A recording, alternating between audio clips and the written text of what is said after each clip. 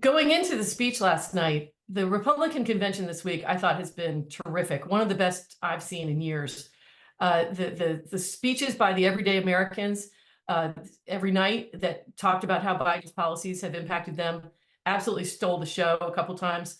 The lead up into President Trump's speech last night with Hulk Hogan, Kid Rock, Dana White, it was so entertaining. Somebody tweeted, "We're not in Kenny Bunkport anymore," and I laughed out loud as a former Bush speechwriter. I think that's exactly right. You would not have seen that if George Bush was up on the stage. But the opening of his speech was really riveting. You could hear a pin drop as he told, as only he could tell it, what it's like to survive an assassination attempt, and that was a pretty remarkable moment. The speechwriters, I think, were looking at two different audiences. As you always do as a speechwriter, you worry about the people in the room, the primary audience, and then there's the secondary audience, which is a much, much bigger group of people, and that's the key audience. The people in the room last night are already voting for Trump. The secondary audience, that's where you have the independents, the undecideds, the people in the swing states. And so that is where the speechwriters were focused. And that second half of the speech, I think, was supposed to be a positive, issue-oriented agenda for the future. And it wasn't. And it wasn't. He got pulled in by the crowd in the room, and he went off teleprompter. You can tell exactly when he does it. And he started going to his standard Trump persona and his standard stump speech. And that was a missed opportunity. And I felt bad for the speechwriters because it could have been brilliant. And the second half, not so good. Well, I don't even think it was a missed opportunity. I think it was a colossal failure. I agree with you that the first 3 nights of the convention were almost perfect. Now, as a Democrat, I didn't appreciate any of it, but every night I got increasingly nervous because it seemed like every piece was coming together. There was this forward vision. Although some of the speakers were pretty negative, the personal stories and the authenticity really did come across. And the lines from the speech that were leaked ahead of time last night suggested that Donald Trump was going to continue that theme of unification. And that just did not happen. And in addition to that, I think it was not only vintage Trump in that he bashed Nancy Pelosi, he bashed Joe Biden, he spent so much time on immigration, he was talking about crime. In a lot of ways, this sounded like the speech when he came down the elevator in Trump Tower in 2015. But what I think was even worse was that it was sold differently to the audience. So people were expecting that the assassination attempt left him a changed man. And the first few minutes of the speech might have indicated that. And then it was like a light switch. And I think in some ways that undercuts any power that there might have been at the beginning. I would assume a lot of people went to bed before, after they watched the opening, because it was very late. And I think that was a strategic mistake as well. I think the speech should have been earlier in the evening, but it was an hour and 32 minutes. I saw a really interesting statistic. The average movie that people go to pay for in the theater is an hour and 31 minutes. So, this is a situation where people now have an attention span of 5 seconds. It's unclear what they saw. I will say that the early part of the speech, the delivery was somewhat monotone. It was very not the kind of energy that you see at a Trump rally. It was later when he became more animated, and that was when he was negative. So even if the content at the beginning was somewhat powerful, the delivery fell a little bit flat. I would respectfully disagree. I thought he was a bit of a different guy in the beginning of the speech. When he said, I only stand here by the grace of Almighty God. And then he said, I shouldn't be here. And the crowd started chanting, yes, you should. Yes, you should. When he said, I accept your nomination with, I think he said devotion and faith. That was a different side to Donald Trump. He seemed a little somber to me. When he went over to the firefighter's helmet and jacket, I thought that's kind of not something Donald Trump would normally do. So I thought he was sort of not chastened, but sort of a little more somber side to him and much more spiritual than I would have anticipated. So I feel like we saw a different side of him, but then he went back to his usual self. But which is fascinating to see. I mean, that's why I would suggest that the beginning and the chase inside of him was a performance. I just don't think it was authentic. It wasn't delivered in an authentic way. And it's not who Donald Trump is. I believe that an assassination attempt can change you. I have no question. And I'm sure that he was incredibly scared. And I'm sure that when he looks out into that crowd, he feels a sense of relief that is beyond anything we can grasp. The link to spirituality, the link to God, that's what the audience wants to hear. That's not how Donald Trump talks. I don't think it's really how Donald Trump thinks. And it just didn't, I don't think it resonated. Maybe it resonated with the crowd that was there. I don't think it resonated on TV. I do think Monday night, when he first came out and went to his box, he seemed like a different person. That's less than 48 hours after the attempt. He was clearly still affected by that. By last night, I think we were sort of back to basics, and we'll see. The campaign is now fully underway. I will say the smartest thing he said at the beginning was, I'm only going to tell this story once, because that made the whole place, like you could hear a pin drop. And if he turns this into a regular thing where he talks about it all the time, it's going to lose its power. To have him say, I'm only going to say this once, was a really smart thing to say, because that was riveting. Like, oh, this is a moment. Have we ever heard a president talk about what it's like to survive an assassination attempt? But we didn't hear Reagan tell a story like that. I mean, it was fascinating. My bet is that we're going to hear it a lot more than once. We will see. We will see. Sarah, do you have any more questions? Yes, I do. Okay. So, how does J.D. Vance impact the Trump candidacy? What do you believe that he contributes to Trump's campaign and the Republican Party as the vice presidential nominee? I think J.D. Vance brings a few things to the ticket. The first is youth. He's 39 years old. If there's any question about whether both of these parties should be passing the mantle to the next generation, J.D. Vance embodies that the Republicans took that message seriously.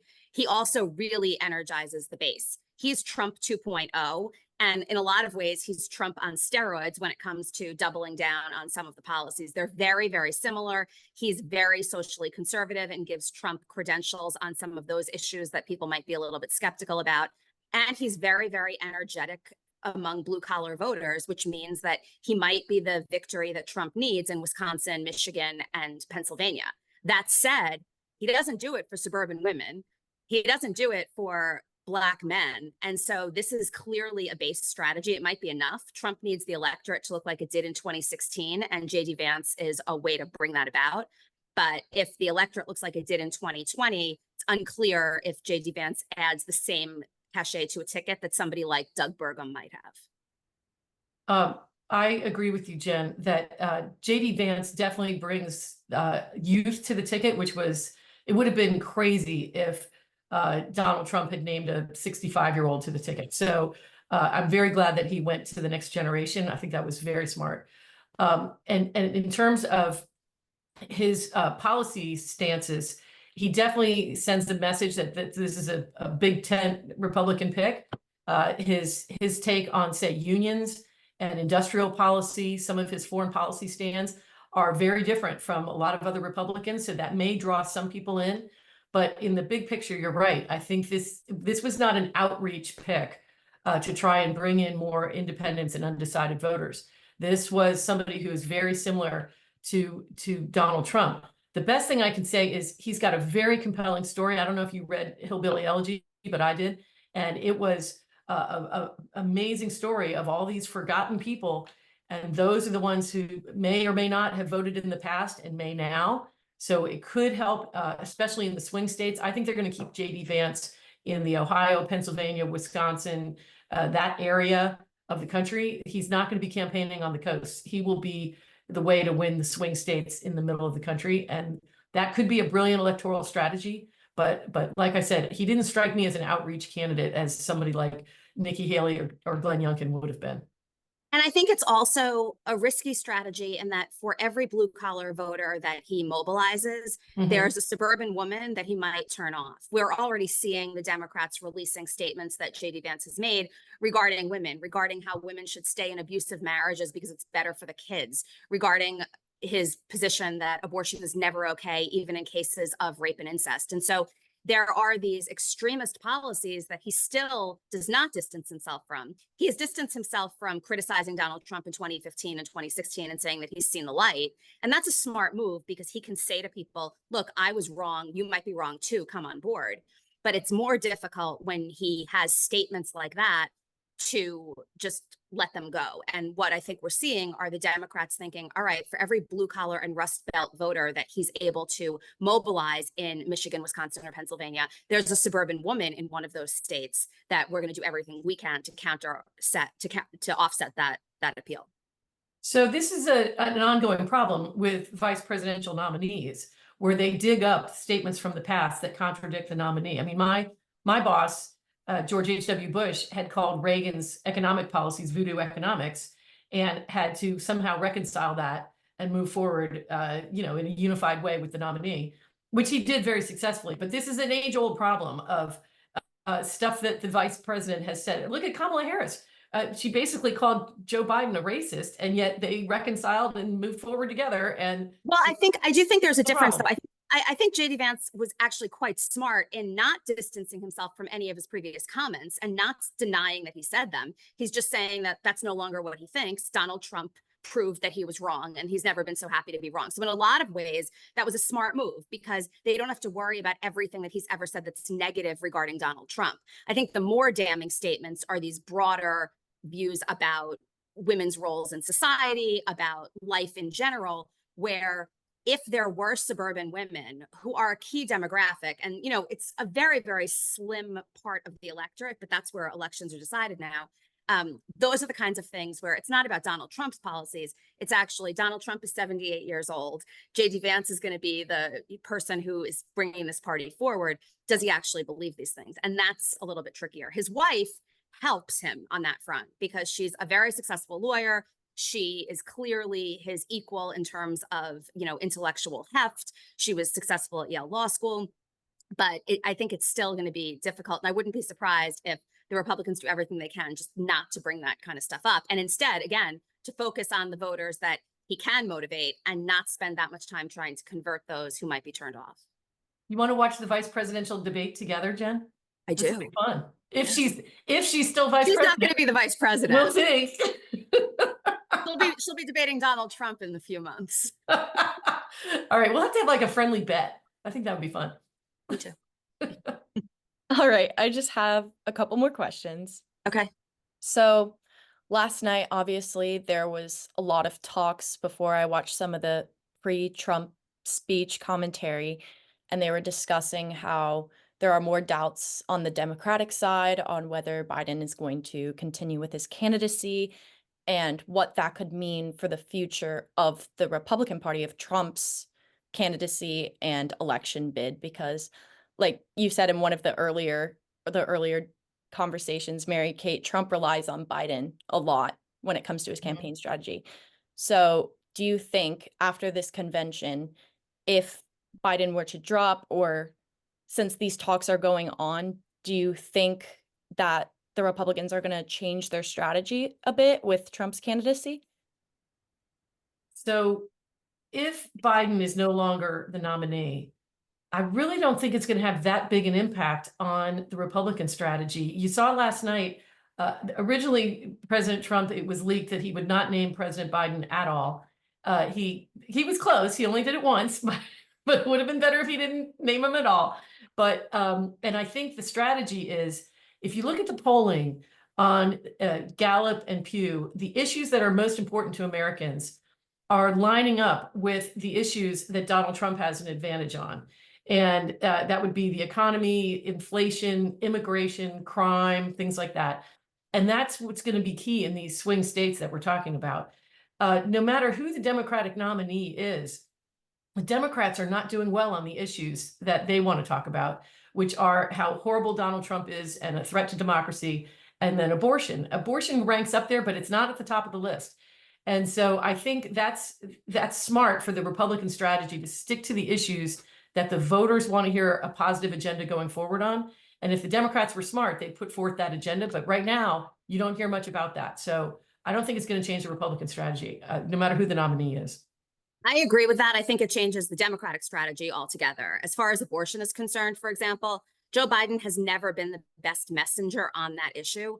The Democrats have won elections the last several cycles largely because of that issue, but it's been other candidates who have prioritized it and who have talked about it. If Kamala Harris or another Democrat is the nominee, I think that shoots way back up because a lot of people are very effective and compelling about it.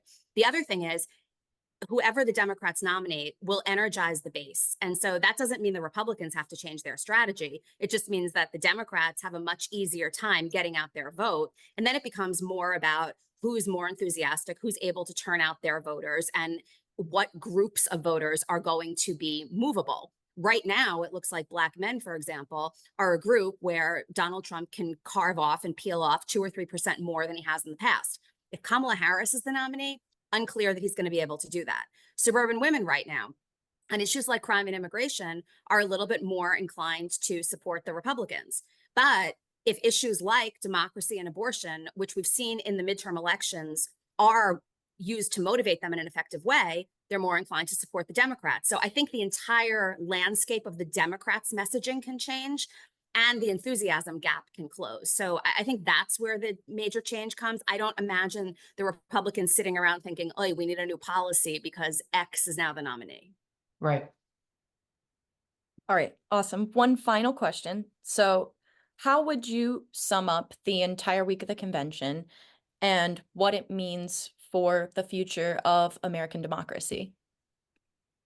I'd say that the convention was the best that the Republicans could have hoped for, except for Donald Trump. But the people who are watching the convention and the Republicans who are inspired by the convention already like Donald Trump. So the fact that his speech was the least appealing, I think, over the course of 4 days doesn't matter. The most important thing coming out of the convention is that the Republican Party is completely unified. And right now they're playing offense. So the Democrats have a couple of weeks to get their act together. But if the election was held today, I'd rather be a Republican than a Democrat. Jen, it's not too late. You can join the party. I'll pass, but thanks. I could not have put that better myself. I can't believe you just said all that. I'm impartial. I do think, I agree, best Republican convention I've seen in decades. Party's incredibly unified.